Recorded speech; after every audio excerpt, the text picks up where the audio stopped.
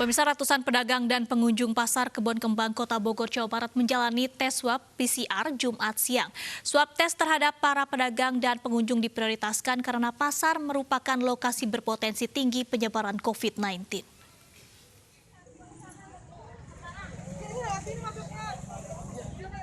Swab tes massal kembali digelar pemerintah Kota Bogor di masa perpanjangan PSBB.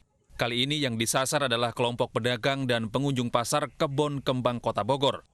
Ratusan pedagang dan pengunjung pasar dipilih secara acak guna menjalani tes swab PCR dengan cara mengambil sampel cairan dari rongga hidung dan tenggorokan yang kemudian akan diuji di Labkesda Provinsi Jawa Barat. Ini kebetulan dari PD ya, karena kita juga pengen tahu lah. Sekarang ini lagi COVID ini ya. Nggak khawatir nanti kalau hasilnya positif gitu? Ya, wallahu alam lah. Kita juga kan namanya manusia nggak tahu lah. Menurut Wali Kota Bogor, selain pasar, stasiun dan rumah sakit menjadi lokasi rawan penyebaran COVID-19. Nah, pasar ini agak sulit. Nah, karena itu kita ingin agar warga benar-benar paham betapa bahayanya membiarkan kerumunan di sini. Secara bertahap terus kita ingatkan untuk jaga jarak atau bahkan tutup bagi yang tidak dikecualikan. Hasil uji lab swab tes ini nantinya akan menjadi bahan pertimbangan edukasi masyarakat serta untuk menetapkan langkah-langkah kebijakan di masa perpanjangan PSBB di Kota Bogor. Dari Bogor, Jawa Barat, Furqan Munawar, iNews melaporkan. 2.000 pedagang kehilangan mata pencaharian pasca pasar tradisional Kota Bojonegoro ditutup total oleh pemerintah setempat.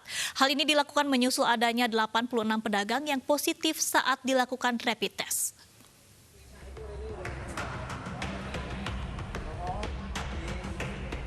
Sabtu pagi, pasar tradisional Kota Bojonegoro, Jawa Timur terpantau sepi.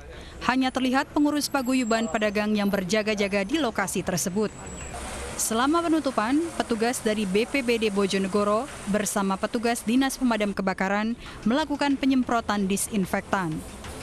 Penutupan pasar dilakukan karena dari 268 pedagang yang ikut rapid test, terdapat 86 pedagang yang positif COVID-19. Pelacakan dilakukan setelah ada salah satu pedagang yang positif COVID-19.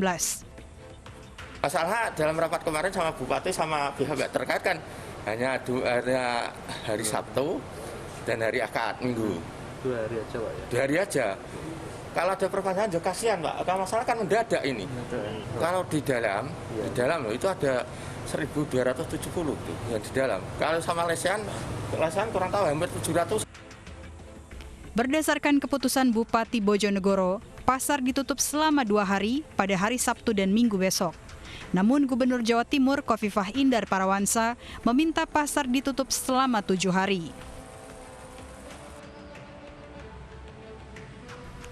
Sementara itu hal serupa terjadi di Pasar Raya Padang. Dinas Perdagangan Kota Padang menutup pasar secara bertahap sejak Jumat siang guna mengantisipasi penyebaran virus corona. Sebelumnya, ada 36 pedagang yang positif COVID-19 dan bertambah kemudian menjadi 39 orang dan kini telah mencapai 44 orang. 3 orang diantaranya meninggal dunia. Dalam sehari terdapat 200 pedagang yang mengikuti tes swab. Bagi mereka yang hasilnya negatif, boleh kembali membuka kedainya. Sementara yang positif, otomatis pasarnya ditutup. Kok itu betul-betul tidak ditutup. Tapi kalau yang non-pangan maka ada keterbatasan. Maka inilah yang kita lakukan, yang 1.000 orang ini berasal dari non-pangan. Yang kemungkinan akan kita tutup secara total sambil mencek orang-orang yang diduga akan terkena. Pasar Raya Padang merupakan salah satu lokasi transmisi lokal penularan COVID-19. Namun salah satu persoalan yang dihadapi adalah adanya pedagang yang tidak bersedia menjalani tes swab dengan berbagai alasan. Tim Liputan iNews melaporkan. Penerapan pembatasan sosial berskala besar di Kota Tegal, Jawa Tengah selama 14 hari dinilai efektif menekan penularan virus COVID-19. Meski saat ini Kota Tegal bebas COVID-19, Pemkot Tegal masih menerapkan PSBB untuk 14 hari ke depan.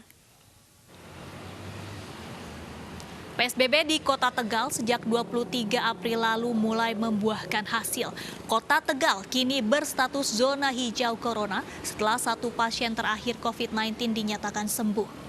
Setelah pemberlakuan PSBB selama 14 hari, tidak ada penambahan pasien, baik pasien positif COVID-19 maupun pasien dalam pengawasan. Selama PSBB ada 49 titik penutupan jalan dengan menggunakan barikade beton dan hanya 1 checkpoint untuk pemeriksaan kesehatan. Meski Kota Tegal bebas COVID-19, namun pemerintah Kota Tegal tetap memperpanjang PSBB dari tanggal 7 Mei hingga 22 Mei mendatang karena Kota Tegal dikelilingi 2 kabupaten yang masih berstatus zona merah. Dan untuk mengetahui perkembangan penanganan corona di Kota Tegal, kita sudah terhubung dengan Wakil Wali Kota Tegal, Bapak Jumadi. Selamat siang, Pak Jumadi. Ini dilaporkan 0 kasus positif. Apa strateginya, Pak? Baik, selamat siang. Assalamualaikum, salam sehat, Mbak Dani. Jadi begini, memang Alhamdulillah, Kota Tegal kemarin pada saat tujuan Pak Gubernur, Pak Ganjar ke Jawa Tengah dan Jawa Tengah ke Kota Tegal, beliau melihat langsung bagaimana Kota Tegal ini menerapkan PSBB. Kami paparkan juga hasil evaluasinya, mungkin berkah Ramadan. Yang kedua adalah berkah kedisiplinan warga masyarakat Kota Tegal dalam di dalam PSBB. Tadi baru saja pagi tadi saya langsung turun ke warga RW 08, Kelurahan Mintaragen. Mereka juga punya gugus tugas COVID tersendiri. Ini yang luar biasa. Partisipasi masyarakat Kota Tegal akan pentingnya kesehatan, kemudian bahayanya wabah ini, mereka aktif untuk menjaga warganya. Jadi jaga tangga, kalau di Tegal kita katakan seperti itu, luar biasa. Aktifnya masyarakat membantu pemerintah untuk apa? Mensukseskan program PSBB. Kemudian yang kedua adalah tentu saja memang mungkin langkah-langkah tanda petik yang ekstrim sama masyarakat terkait penutupan jalan dengan betonisasi, kemudian lampu PCU setiap malam dimatikan.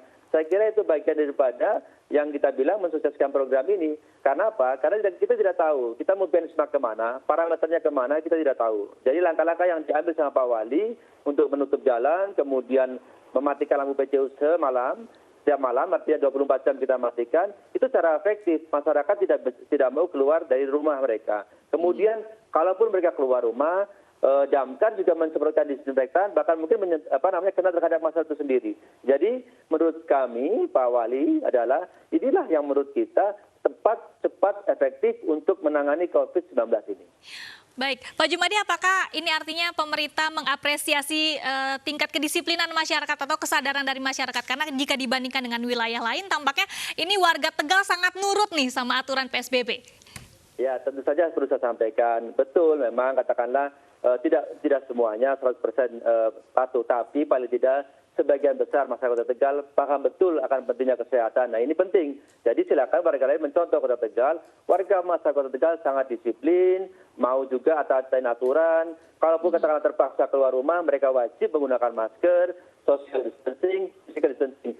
Pasar di Kota Tegal yang tradisional kita juga sudah menerapkan physical distancing. Kemarin saya sampaikan semua pasar hampir rata-rata sudah menerapkan itu. Artinya apa? Tidak ada pilihan lain kecuali kita harus sadar diri bahwasanya ini untuk kepentingan kita sebagai masyarakat dan kepentingan pemerintah untuk menekan COVID-19 ini. Kemudian perlu saya sampaikan juga kesadaran yang tinggi dari masyarakat Tegal ini tentu saja bisa menjadikan contoh masyarakat yang lainnya. Namun demikian PSBB masih kita perpanjang sampai tanggal 22 Mei. Kenapa? Karena tadi area surrounding kita, Kabupaten Tegal, Kabupaten Brebes masih zona merah. Kemudian yang kedua adalah pentingnya kita setelah kita bicara tentang kesehatan, bicara tentang jaring pengaman sosial. Jaring pengaman sosial tahap kedua Kota Tegal, hampir 24.089 KK yang akan kita bantu dari pemerintah kota. Kemudian dari pemerintah pusat, terima kasih juga nih kita dapat kuota hampir 10.473 PST, kemudian 7.229 PPNT, kemudian 5.755 PKH.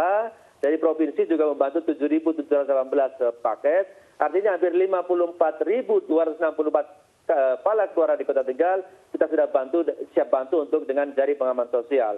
Ini saya terima kasih ke pemerintah pusat dan provinsi. Sinergi dan kolaborasi pemerintah daerah, provinsi dan pusat saya kira bisa menangani COVID-19 ini bersama-sama. Dan yang lebih penting lagi barangkali perlu saya sampaikan, memang himbauan saja tidak cukup.